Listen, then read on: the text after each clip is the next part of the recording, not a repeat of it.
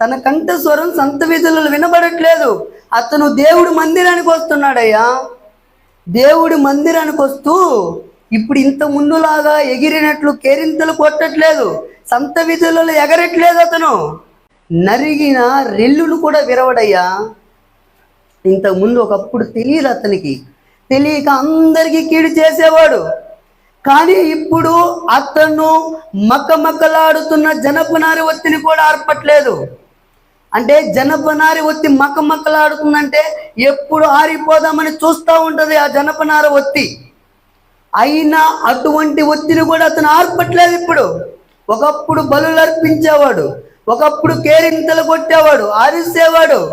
కానీ ఈరోజు దేవుడి మందిరానికి వస్తూ తన ప్రవర్తన జాగ్రత్తగా చూసుకుంటూ అతను మక్కమక్కలాడుతున్న జనపనారి ఒత్తిని ఆర్పట్లేదయ్యా. నలిగిన రెల్లును కూడా విరవట్లేదు. అతను నలిగినోళ్ళను కూడా ఏమనట్లా. దీన స్థితిలోకి వెళ్ళిపోయి ఉంటారు కదా, ఆ దీన స్థితిలోకి వెళ్ళిపోయినోని కూడా అతను మాట్లాడట్లేదయ్యా. ఆ యొక్క దీన స్థితిలోకి, దిగజారిన స్థితిలోకి వెళ్ళిన వారిని ఎవరిని ఇప్పుడు హేళన చేసి మాట్లాడట్లేదు. ఒకప్పుడు హేళన చేసేవాడే, కానీ ఇప్పుడు హేళన చేయట్లేదయ్యా.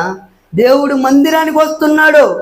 దేవుడు మందిరానికి వస్తా ఎవరిని అనట్లేదు. అతను ఎంత దీన స్థితిలో వాళ్ళైనా అసలు ఏమనట్లేదు, గౌరవంగా మాట్లాడుతున్నాడు. కారణం ఏంటి? దేవుడు మందిరానికి వస్తున్నాడు.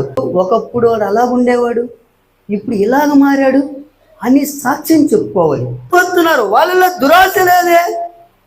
ఇప్పుడు దేవుడు మందిరానికి వచ్చి ఆలకించారు, వాళ్ళల్లో ధనాపేక్ష లేదే. ఒకప్పుడు ఉండేవాళ్ళయ్యా, డబ్బు డబ్బు అని లోకంలో మొత్తం దోచుకొని వాళ్ళకి కీడు చేసి వీళ్ళకి కీడు చేసి లంచం పుచ్చుకునే వాళ్ళు. ఇప్పుడు వాళ్ళల్లో లేదయ్యా. వాళ్ళు ఉన్న మట్టుకుండి తిన్న మట్టుకు తిని పక్కింటికి కూడా వాళ్ళ గుట్టు తెలియదయ్యా. కారణం ఏంది? వాళ్ళు దేవుడి మందిరానికి వస్తూ సమీపించి ఆలకించి వారి ప్రవర్తన మొత్తం మార్చుకున్నారయ్యా.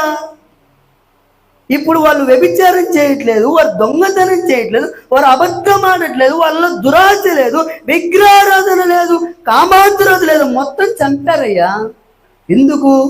దేవుడు మందిరానికి సమీపించి ఆలకించి వాళ్ళల్లో లేదయ్యా ఇప్పుడు అనే తీర్మానం ప్రజల్లో నుంచి నువ్వు పొందగలుగుతున్నావా?